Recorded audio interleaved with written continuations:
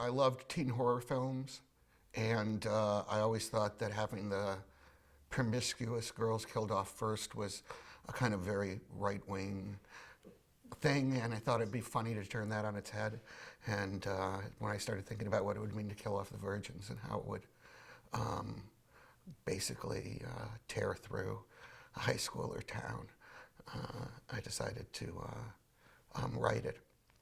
I'd always wanted to write a teen orgy, and I realized that Hollywood probably wouldn't make a film that just had a teen orgy in it. But if you put a serial killer into the middle of the teen orgy, then they'd make it.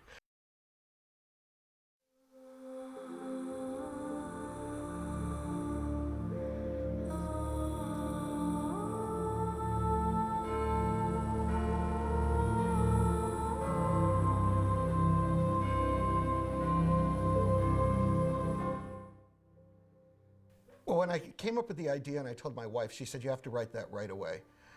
That's a really good idea." And I said, "Okay." And the script really didn't take that long to write. I wrote the first couple drafts in about 3 months.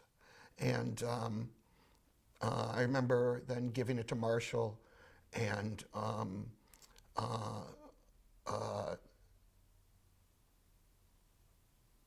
she gave great notes, and we did one more draft, and it went out to a few places, but not that many. And it was within like 2 weeks, and one of the first few reads, that October said they wanted to option it and make it as their kind of flagship project for Rogue Pictures, which was going to be the new genre division. And that seemed great. I was an independent producer and was developing and making films all through the 90s. And my really close friends, Eli and Ken Selden, had been, well, Ken, who I'd been working to develop things with as well, had a script that he had been working on for a while. And it was this satire on the horror genre. And I read it first, one of his early drafts, and I read it, and it was brilliant already. And he worked on it for a bit longer. And then we thought it was ready to go out to the studios to try to get financing. We decided to do it instead of doing an international sales or do any of that. We decided to go originally just straight to studios because we thought it was that they would want to make it. As a producer, because I had relationships at 2 different places that were, my strong relationships were October Films and Trimark. And we went to October Films, and I think a couple of other producers were taking it to other places like Dimension and some other, and so October just read it and called us the next day and said, "We want to do it, we want to buy it." And so, lucky us, we got to go with October. And the thing that was cool about October Films was it had been started in 1990 by Bingham Ray and Jeff Lipsky, and it was a studio that supported the visual. I'm sorry, it was a studio that supported the creative vision of auteur directors. They did, Bingham Ray did a lot of work with Lars von Trier and Thomas Vinterberg and the Danish filmmakers, and Mike Leigh, the British filmmaker. Bingham really believed in the idea of a filmmaker's vision. He was very, 1950s auteur theory based in that way, that a filmmaker had a vision and you supported that vision. And so Jeffrey was one of those filmmakers that he wanted to support, or he wanted to have a project with. And what's up with that? Dylan's been telling people, and that gave him a Hummer. Did she? Are you kidding? No. She thinks fellatio is a character in Shakespeare. She wouldn't know a dick if its name was Woody. That's funny. What do you think, Mark? Huh?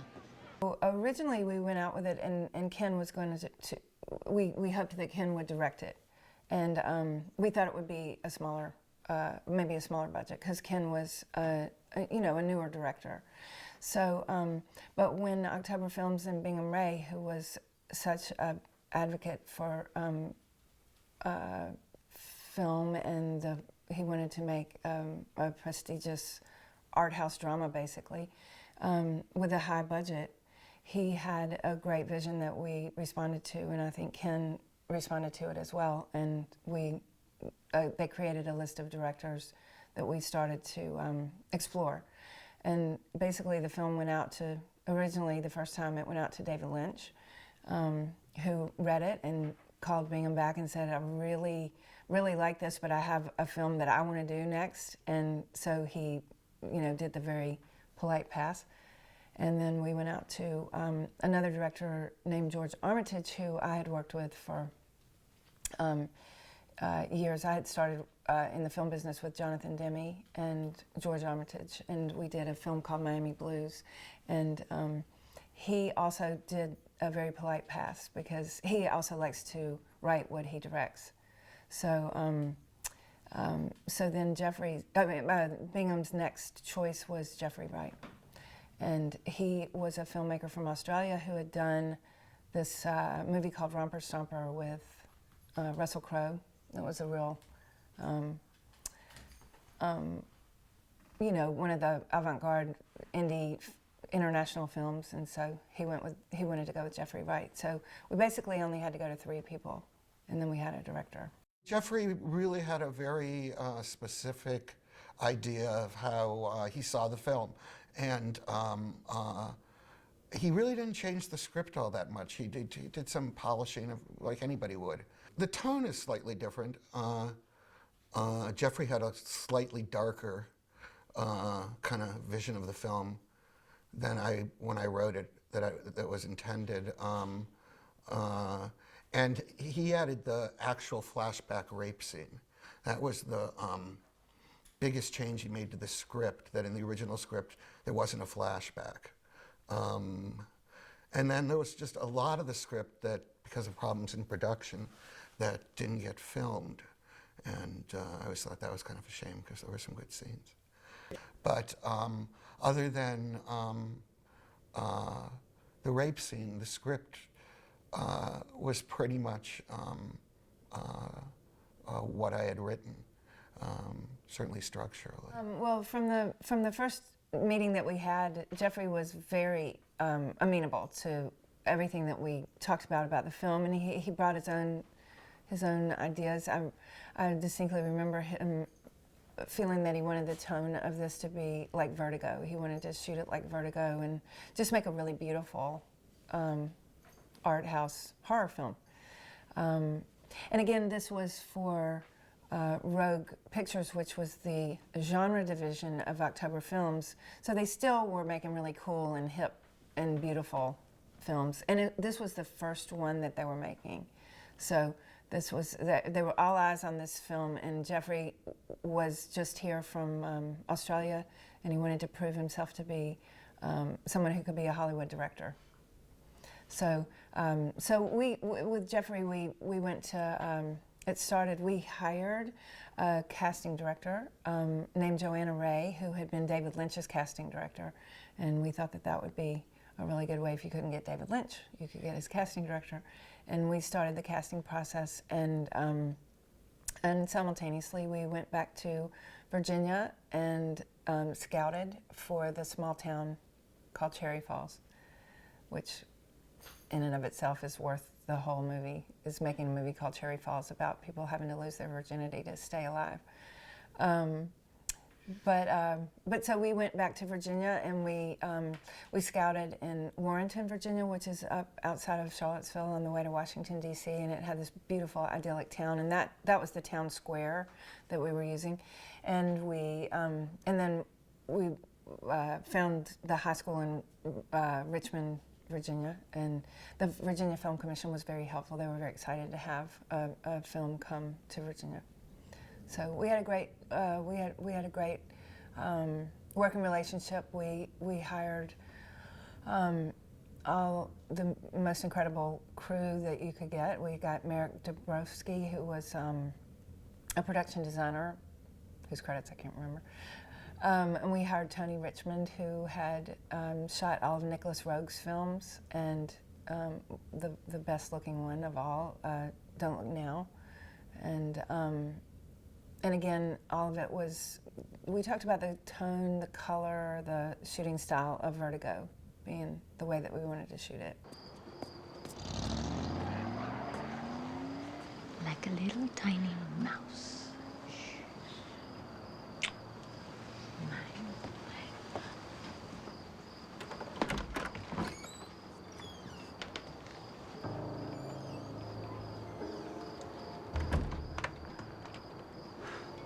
It was actually a kind of a slightly tense set, but I got to meet, cinematographer Brittany Murphy was great. She was, a rare actress who was interested in the writer. Oh, it had a great crew. Tony Richmond was amazing. That's the cinematographer, and he shot Don't Look Now and a lot of stuff.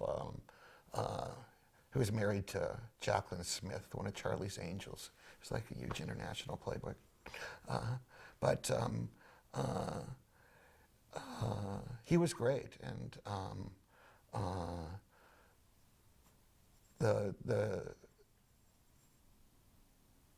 and Brittany was really sweet and very nice, and she seemed great in the part. The set was a little tense because, once again, Jeffrey had a really specific idea of what he wanted to do, and if it clashed with Tony Richmond or somebody else, it was going to be done Jeffrey's way. And so it was tense a little bit, but it was really fun to go down there.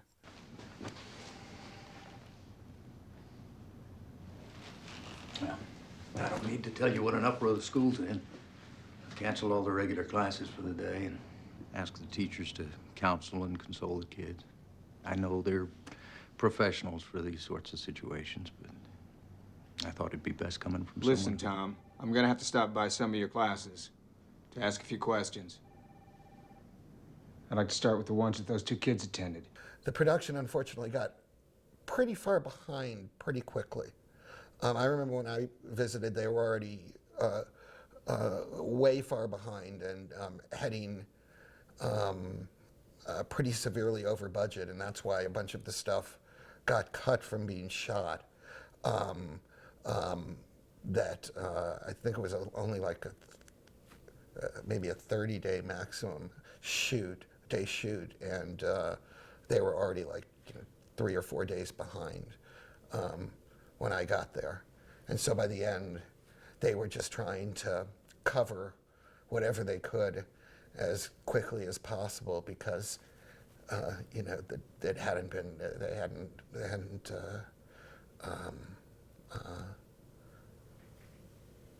finished filming a kind of coherent version of it. It's a legitimate reaction. Unfortunately, the means of execution in this state happens to be lethal injection. Ben, I know you have a very different point of view regarding this tragedy, so... Go ahead. Well, I would like to know whether this killer removed any body parts or sexually defiled any orifice of either victim. You're tragically sick. I want to know, because if he didn't, I'm starting to think this loser deserves a thumbs down. How can you be so insensitive? Well, Jay Moore had been doing a number of things on Saturday Night Live, but I think he was interested in being considered a serious actor. So I think he was, and yet still there was a satirical nature to this project. So I think he was interested in doing it off the bat. I don't really remember having to go past him for the teacher and Lorelai. And then Brittany Murphy came. She had done Girl Interrupted, and she was one of those actresses that was going to bust out any moment. And she had the most perfect mix of vulnerability and strength for this character. She was perfect for Jodie. And then all the kids, we just, Joanna put in front of us just kid after kid after kid, because we had to, you know, Brittany was probably 23, but these kids were supposed to be about 16 or 17. So the way you cast is just to cast everyone the same age, so that you're just selling that they all look like they're 17. So person after person were great. It would be like, yeah, sign them up, sign them up. Eli Selden, who was the producer with me on the movie, is a very successful talent manager in Hollywood, and she was very excited by seeing all the people that we got to see. Gabriel Mann, who went on and had a great career, and DJ Qualls, and Michael Biehn, who had done Terminator, he was actually the last piece of the casting. Finding the Father was the last piece of the casting, and we did go out to a number of guys who had sort of some, you know, art house cachet, but we ended up going with Michael Biehn, and Candy Clark played his wife, that was someone that I think Bingham was really excited about because of her the film history that he had enjoyed with her. God, Mom! What are you doing here? You get your ass home right now! Mom, tell me about Laura Lee Sherman. Tell me. No, it was a really fun script to write, because my favorite scenes were the scenes which involved the parents. The Michael Biehn talking to his daughter scene, where he finds out that she's still a virgin and seems upset by it. And then the gymnasium scene, and I don't really remember how much of that ended up in the final cut, but it was the scene where the police chief came out and announced to the town that someone was killing virgins. And one of the parents immediately says, "So what are you telling me, that I shouldn't let my daughter out, you know, at night?" And another member of the community yells out, "You know, I wouldn't worry about it, Harry." And all of a sudden, people are fighting and pushing, and it was meant to be a scene where, once again, you watch the whole fabric of this community just unravel because of this, like, one piece of information. The other thing that wasn't in the final film, which was too bad, I always thought, was really the orgy scene, and that's the scene that had such trouble, I believe, with the ratings board. That I originally wrote the script, it described the final orgy as a sea of white sheets that were going up and down with red splotches appearing on them, as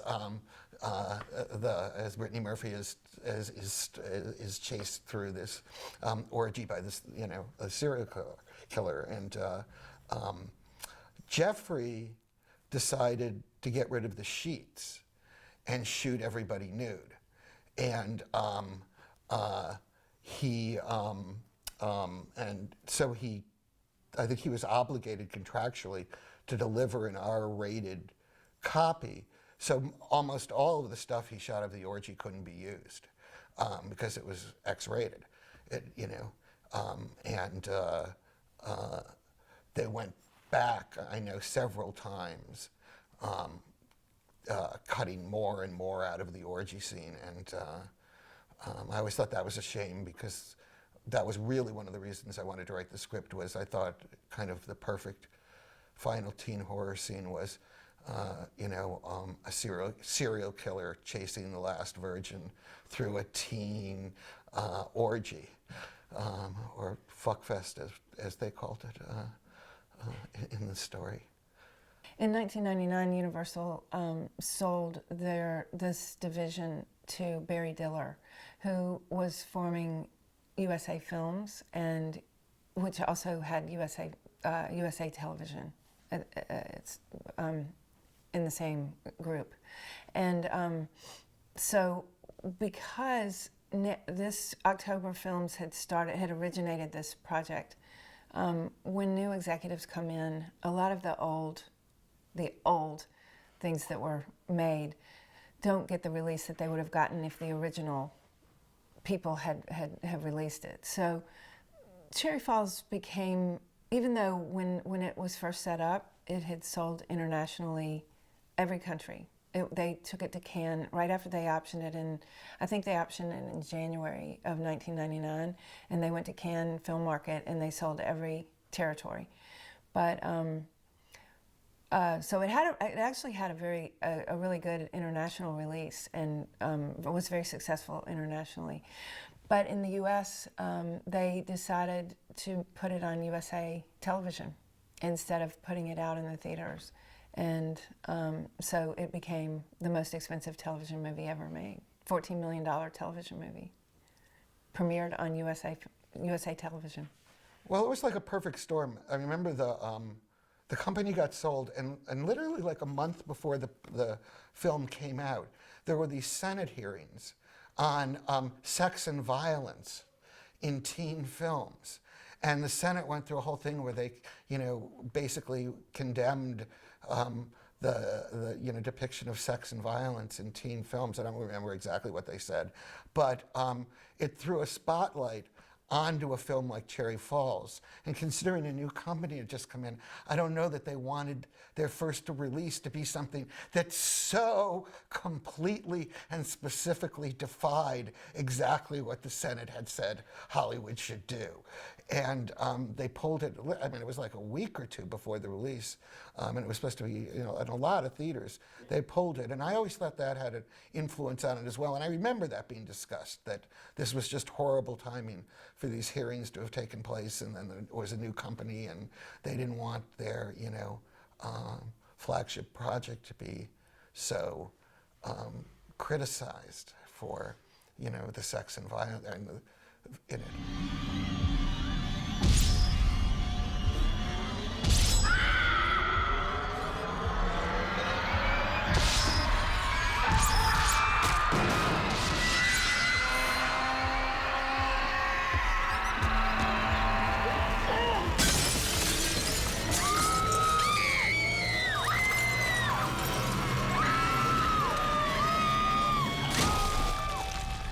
Well, I think that's fantastic that 15 years later, a Blu-ray is coming out to keep historically the fact that this film was made, and that now a whole new generation of people will be able to see it and enjoy it. Because even for all its cuts, it still is really clever and really funny, and the actors were wonderful. And it's still a really fun film to watch. Well, I think it captures, I think the film certainly captures like the spirit and humorous, sarcastic nature of the idea that, Jeffrey took it in a little different direction than I expected it to go, but it still captured that. And, I'm happy about that, that the idea survives, and that you can still see the humor and fun in it. Well, the film, if you read the script, it was so funny. The lines of dialogue were so clever and funny, and the overall concept of it was really, it was the traditional horror film, but it just was spun on its head. So I can't help but think that if it were a script today, that Blumhouse would say, of course we'll make this for $5 million. And cast it and make it humorous. But again, I don't know whether there would be any virgins at 16 or 17.